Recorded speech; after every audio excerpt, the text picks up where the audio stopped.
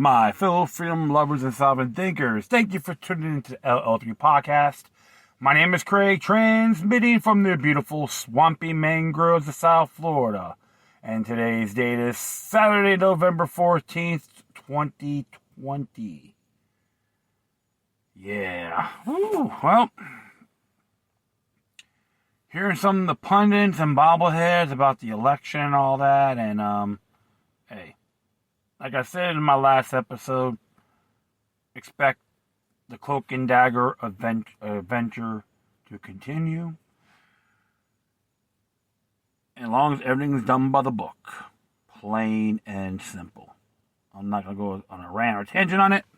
However, I'm going to be narrating an interesting article, a good viewpoint from the Epoch Times, board themselves. And it's a viewpoint which came out yesterday. It says here, election fallout reveals battle between freedom and communism, a choice that transcends the political right and left. As it reads here, when the founders of our newspaper fled a communist regime to come to America, they never expected that this great nation would one day become the focal point of the battle between communism and freedom. Many Americans believe communism is an abstract concept, something that only affects faraway nations without realizing that it has already arrived at our doorstep. Communism has spread in America under names such as socialism, progressivism, liberalism, neo-Marxism, and so on, in a slow process over decades of systematic subversion by first the Soviet Union and now the Chinese Communist Party, or other acronym is CCP. This cumulative battle for the future of America, and with it, the rest of the world, is now coming to head in the U.S. presidential election. Sorry about that.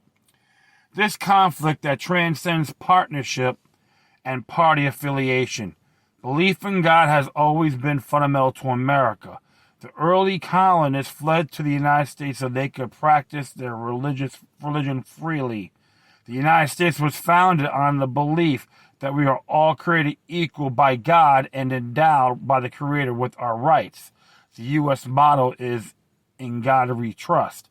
And just to let you folks know, based on the book I've read called 5,000 Year Leap, it addresses the Creator and a universal cosmos perspective and not a deity. Okay, so I'll proceed here. Belief in God and the principles derived from that belief are the fundamental reasons why the United States can enjoy freedom, democracy, and prosperity.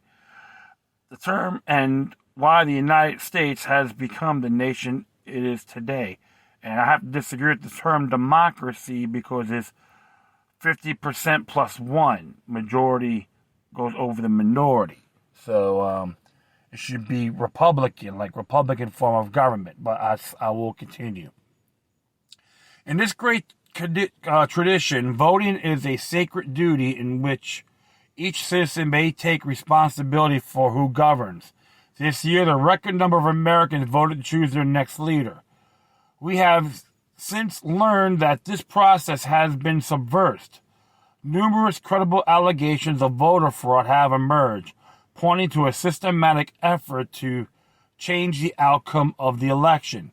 Far left and the communist devil behind it, and the same force that Karl Marx once described as haunting Europe, are using lies, fraud, manipulation, and attempt to deprive the people of their rights and freedom.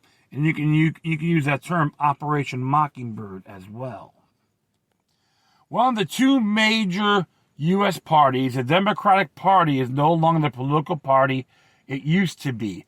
Over the decades, it has gradually been infiltrated by the same Marxist ideology that has created the most brutal and repressive communist regimes in history. Communist ideology, including socialism and its associated ideas, is not a normal ideology. It is the ideology that has caused the unnatural death of at least 100 million people. The communist ideology uses seemingly righteous concepts such as equality and political correctness to confuse people. Its ideology has infiltrated all fields in our society, including education, media, and art. It unscrupulously destroys everything that is traditional, including faith, religion, morality, culture, family, art, education, law, and so on, and leads people to fall into moral depravity. This is the ideology of totalitarianism, one that drives once thriving nations such as Venezuela into the abyss, and that was able to destroy 5,000 years of culture in China, where people went from a belief in the divine to a devotion to the state. It is a systematic undoing of all that is good that humankind stands for. It is diametrically opposed to goodness, fairness, truth, and compassion. This has not only undermined people's spirits and their religious faith in God, but has dragged the American people and all of mankind to the brink of danger. A choice between good and evil.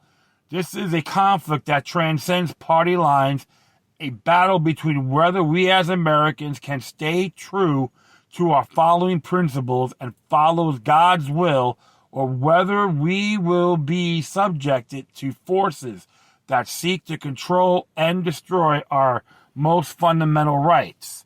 This is not something we say lightly, because our founders lived through communist totalitarianism. They understand its destructive force. As a media organization, we are independent and don't take positions on political issues or candidates, but rather stand for truth and justice. America has now come to the brink of falling into a communist abyss. At the center of this battle is now President Donald Trump, who has clearly said no to socialism and communism and ended decades of appeasement of the Chinese regime by enacting a nationwide effort to counter its influence and infiltration. Trump has confronted the CCP at this critical moment in history. To communist China, the trajectory has been clear. Trump is an American president who values tradition and opposes communism. As long as he leads, the Chinese regime knows it won't succeed in its decades-long objective to overthrow America and with the rest of the free world. We have communist China at our gates, ready to take over. The CCP has carefully studied the U.S. system over the decades and now has successfully taken advantage of our open society and infiltrated our country. Internally, we have far-left groups such as Black Lives Matter and Antifa organizing protests and riots. And just to add that footnote, they're funded by multinational corporations, including TeknoAxe. The movement is similar to the CCP's Cultural Revolution, which destroyed the cultural heritage and tradition of the nation. It is an anti-American movement, just like the Cultural Revolution was anti-Chinese. The core of the movement's ideology is no different from that of the communist movement in China, and it goes hand in hand with the CCP ready to subvert America. The impact of this election is far-reaching. It has made clear to people, governments, and organizations around the world that they must decide whether they stand with the communist devil or with tradition and universal values. More and more people are realizing that the 2020 U.S. election is not a two-party fight, not a dispute between Trump and Joe Biden, but a battle between tradition and socialism, a battle between good and evil, a battle between divine and the communist devil.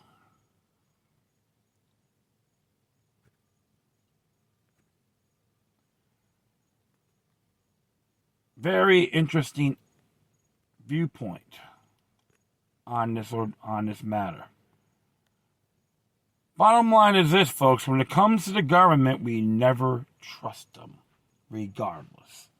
It's right in our heart of the Declaration of Independence. Many people have to be aware on those traditional values of that document, and always look at Federalist and anti-Federalist papers as well. It always delivers a bigger picture.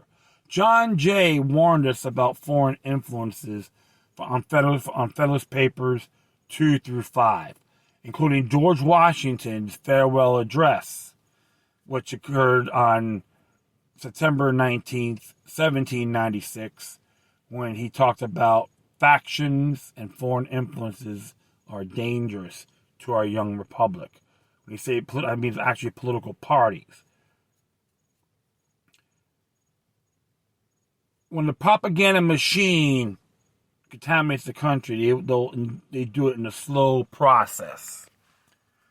What the Communist Chinese CCP has done, you could thank the Rothschilds for funding them, and Henry Kissinger when they opened up the doors with Mao Tse-tung during the Nixon administration. Keo Bono, who benefits? They are the Communist Chinese Party is nothing more than a New World Order asset.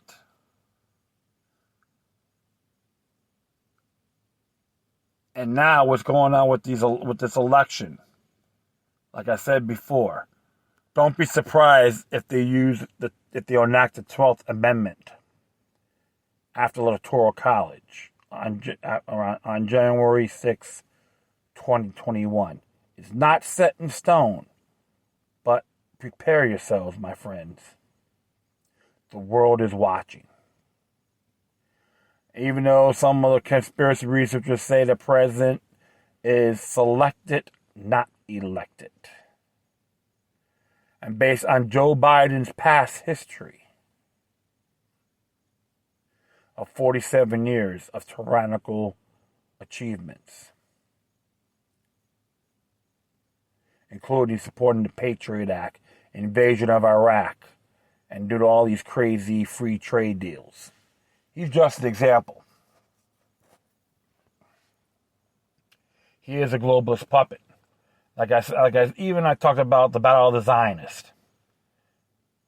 Like many people say, Donald Trump's a Zionist as well. But remember, in this particular movement, there are infighting also. And don't get me wrong, being a Zionist doesn't make me anti-Semitic. So don't even think about it. Let's see how far this goes, folks. January 6, 2021. Electoral College, if necessary, 12th Amendment enactment. Just kick back, enjoy the ride until it's officially done. I'd like to thank everyone. Share this throughout your social media networks. If you have any questions, comments, or if you said something that's interesting you want to check out, whatever you do, please send your correspondence to Decorum. Furthermore, I will leave the footnote of this article on my Spreaker page. And if you want to contact me, you can hit me at LokiLuck3@gmail.com or LokiLuckNumbers03@protonmail.com. Donate or subscribe to the Epoch Times. If you want to send me a little contribution, you can hit me at paypal.me/LokiLuck3. Once again, thank you for your time. Plus, always remember that demoniac resistance is healthy for the soul and can liberate humanity. Until next time, take care of yourselves. Keep on spreading love. And may your guardian spirits be with you.